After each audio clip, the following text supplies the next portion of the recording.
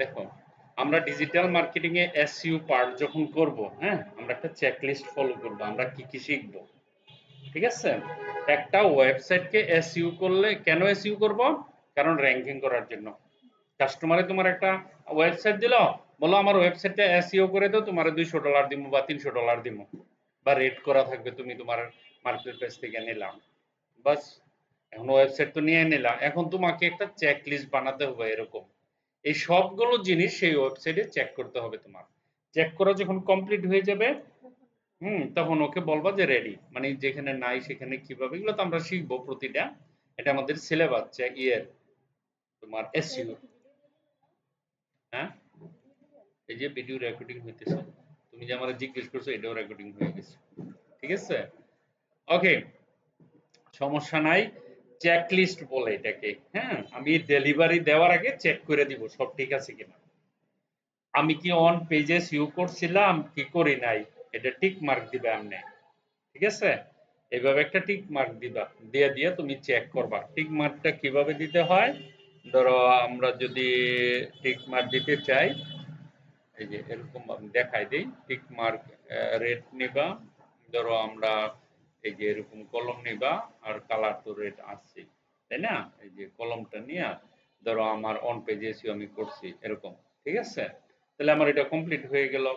তারপরে এই যে এটা এরকম কমপ্লিট, এরকম কমপ্লিট, এরকম কমপ্লিট করবা, একটা একটা করে চেক করবা। ঠিক আছে, কোনটা? এটা একটা সফটওয়্যারের মাধ্যমে আমি তোমার ইনস্টল করে দিব, নো টেনশন। হ্যাঁ, সমস্যা নেই। হ্যাঁ, আমি তোমার কি করে দিয়ে দিব, সমস্যা নেই। অন পেজ এসইউ আমরা কিন্তু এটা পড়ছি, অন পেজ এসইউ কি। ঠিক আছে, তারপর আরো বিস্তারিত জানবো।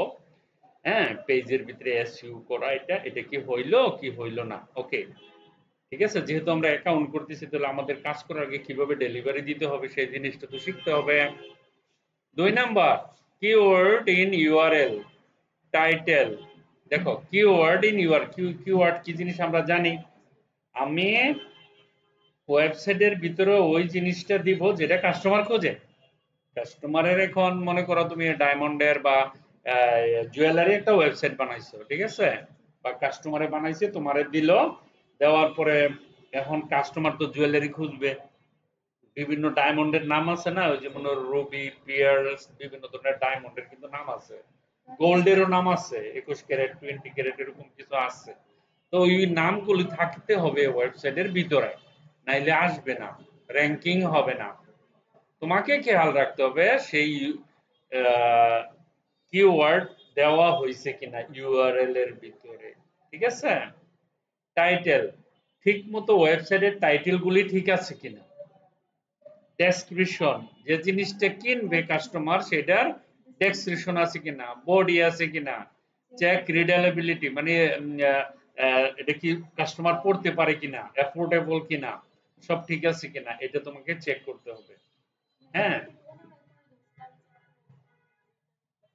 না না, তুমি তো কাজ করছো প্রথম, যখন ডেলিভারি দিবা তার আগে চেক লিস্টের কথা বলতেছি, এই জিনিসগুলা আছে কিনা। ওনাদেরই করা থাকবে, তুমি দেখবা ঠিক আছে না, যদি না থাকে তাহলে তোমাকে করতে হবে। বুঝো নাই, তোমাকে দিয়ে পাস করাবে এটা। মনে করো বিল পাস করাইতেছে তোমারে দিয়ে, তোমার সাইন হইলে পাস হবে, নাহলে না, এরকম আর কি। চেক লিঙ্কস, লিঙ্কগুলি ঠিক আছে কিনা চেক করবা। ঠিক আছে, তারপরে বলতেছে চেক ইন্টারনাল, মানে ভিতরের, এক্সটার্নাল বাহিরের links, scan the site for broken links. Broken links অর্থ কোনো লিঙ্কে কোনো প্রবলেম আছে কিনা, ভেঙে গেছে কিনা, বা খারাপ কোনো লিঙ্ক আছে কিনা, বা হ্যাকারে কোনো প্রবলেম করছে কিনা, হ্যাকারে লিঙ্ক, হ্যাঁ, এগুলি তুমি তুমি একটু চেক করে দেখবা। একটা সফটওয়্যার দিবে, হয়তো সফটওয়্যার দিয়ে চেক করা যায়। এগুলি তো মনে করতেছো এমনি করলে মনে হচ্ছে না জানি কি, আসলে কিছুই না, শুরু করলে একটা সফটওয়্যার দিব, সফটওয়্যারটা রান করবা, ওই সফটওয়্যারের ভিতরে লেখা থাকবে কোথায় কি সমস্যা, তুমি খালি আছে সফটওয়্যার, কিন্তু কিন্তু নিষেধ থাকে, বলে ম্যানুয়ালি চেক করো, তুমি সফটওয়্যার দিয়ে করবা, তোমার টাকা দিব আছে না, ওটা তোমার পার্সোনাল ব্যাপার, তুমি দেখে ওনারা দেখবে না, ওনারা দেখবে না। ঠিক আছে, তারপরে এসএসএল এইচটিটিপিএস, অর্থাৎ যে যে ওয়েবসাইটটা ওনারা দিচ্ছে এখানে এস আছে কিনা, এই যে এটা এটা হলো security. Hyper text transfer protocol security, secure থাকবে এটা, ঠিক আছে? যে কোনো সমস্যা আছে কিনা এটার ভিতরে, যদি সমস্যা থাকে, এই এসটা যদি না থাকে তাহলে সেটা কখনো ডেলিভারি দিবা না। এই যে এই কোম্পানি এসএসএল, ঠিক আছে, এই এসএসএল সিকিউর শেল, এটাকে সিকিউর শেল বলে। এই জিনিসটা যদি না থাকে তাহলে ওয়েবসাইট তুমিও হ্যাক করতে পারবা, কোনো ব্যাপার না। হ্যাঁ, আর এটা যদি থাকে তাহলে তুমি বুঝবা না, ওয়েবসাইটের কোডিং এ গেলে কোডিং গুলা উল্টাপাল্টা দেখাবে, ধরতে পারবে না, আগামাথা হ্যাকিং এ কিছু পারবে না। সার্টিফিকেট কিন্তু এটা আলাদা জিনিস, টাকা দিয়ে এটা করতে হয় ওয়েবসাইট যারা বানায়, ঠিক আছে, এটা আলাদা কোম্পানি, সিকিউর শেল। ওকে, হ্যাঁ, এটা দেখো প্রায় আমরা যখন নামি দামি ওয়েবসাইট গুলা আছে না, আমরা যদি ওইখানে যাই, নামি দামি ওয়েবসাইটে যদি যাই, ধরো আমি এখানে গেলাম, ঠিক আছে, এখানে যাওয়ার পরে ধরো তুমি আমরা যদি ইউটিউবে যাই, দেখো এই যে ইউটিউবের লিংক আছে না, দেখো এইখানে লিংকের মাথায় দেখো এই যে এইচটিটিপিএস আছে। হ্যাঁ, এরকম ফেসবুকে যাবা, যেখানে বা ওই যে কাস্টমারে যখন দিব না তোমার ওয়েবসাইটটা, বুঝো নাই, কাস্টমারে যখন তোমার ওয়েবসাইটটা দিবে, ধরো আমি নিউতে গেলাম, ডোন্ট সেভ গেলাম, এই দেখো এখানে এসেছে না, এই যে এটাই hyper text transfer protocol security, তার মানে ইউটিউব সিকিউর করা। হ্যাঁ হ্যাঁ, অনেকটা যারা মনে করো কিপটা কনজুস তারা এটা নেয় না, এটা একটা আলাদা সার্টিফিকেট। হুম, শুধু ভালো না, এটা নিতে হয় বাধ্যতামূলক না। এইটা চেক করবা তুমি যখন ডিজিটাল মার্কেটিং করবে না, যে ওই যে ওয়েবসাইটটা দিবে ওইটাতে এটা আছে কিনা, যদি না থাকে ইমিডিয়েটলি ইনফর্ম করে বলবে যে এটাতে ই নাই। অনেক সময় দেখা যাইতেছে হেরা বানাবে, বানায় তোমারে বা কেউ দিয়ে বানায় একটা দিয়ে দিবে, দেওয়ার পরে সাথে সাথে তোমাকে চেক করতে হবে এটা আছে কিনা। যদি না থাকে তাহলে তোমাকে এটা যোগাযোগ করে, হ্যাঁ, টাকা দিয়ে কিনতে হবে, ও আবার টাকা দিয়ে দিবে, বলবে কত ডলার লাগবে, তুমি মেসেজ পাঠাবা, মানে তোমার সাথে একটা লেনদেন হয়ে যাবে, ওদের যোগাযোগ থাকবে সবসময়। ওরা বলবে যে অমুক কোম্পানি থেকে কিনে নেন এত ডলার, তুমি তাদের সাথে যোগাযোগ করবে, হ্যাঁ তোমার টাকা দিয়ে দিবে। দিতে পারে বলতে 90% দিবে, ওরা দেওয়া থাকে। ইন কেস নতুন ওয়েবসাইট বানাইছে কেউ দিয়া, কিন্তু এটা কিনে নাই, তোমারে দিয়ে দিছে, ঠিক আছে, তখন তুমি যোগাযোগ করবা। বাংলাদেশে হাজার হাজার কোম্পানি আছে, তাদের সাথে যোগাযোগ করলেও ভাই আমার এটাই সিকিউর করে দেন, আপনার কত টাকা লাগবে আমি বিকাশে পেমেন্ট দিচ্ছি, ঠিক আছে, এই বেটায় তোমার ডলারে দিয়ে দিবে, আর তুমি বিকাশে হেরে টাকা দিয়ে দিবা, এখানে তোমার একটা প্রফিট আছে, ঠিক আছে।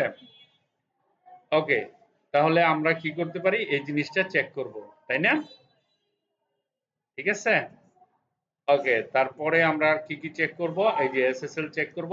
Set up the hosting SSL certified to load this site with https and redirect with hyper text access, ঠিক আছে, যে ওয়েবে অ্যাক্সেস করার মতো রিডাইরেক্ট আছে, অর্থাৎ ধরো রিডাইরেক্ট করা কি একটার সাথে আরেকটা কানেকশন দেওয়া, ঠিক আছে, এই এসএসএল সার্টিফিকেট সম্পর্কে ক্লিক করলে আরেক জায়গায় যাতে যায় প্রোডাক্ট। ইউজার ফ্রেন্ডলি ইউআরএল, মানে ইউজারের সহজ ইউজ করতে পারে যাতে, বুঝো না, তুমি মার্কেটিং করবা পেছালো যাইতে না জীবনও, তুমি সহজ যেটা সেটাতেই যাবা।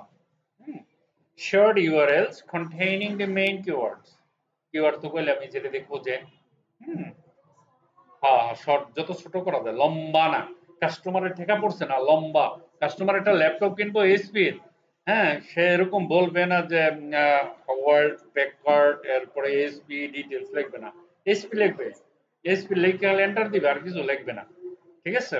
এজন্য শর্টকাট কিওয়ার্ড দিবা, ভিতরে যদি ছোট ছোট নাম দেওয়া যায়। ফর ওয়ার্ডপ্রেস সি সেটিং, ওয়ার্ডপ্রেসের যদি থাকে তাহলে সেটিংটা চেক করবা। ওকে, তারপরে রিডাইরেক্ট www ডট এত নন, এই যে এই জিনিসগুলি আছে কিনা, ডব্লিউ না থাকলে তো আবার সমস্যা, ওয়ার্ল্ড ওয়াইড ওয়েব না। তারপরে use only www non versions and redirect to the one, হ্যাঁ, হাইপার টেক্সট অ্যাক্সেস। তারপরে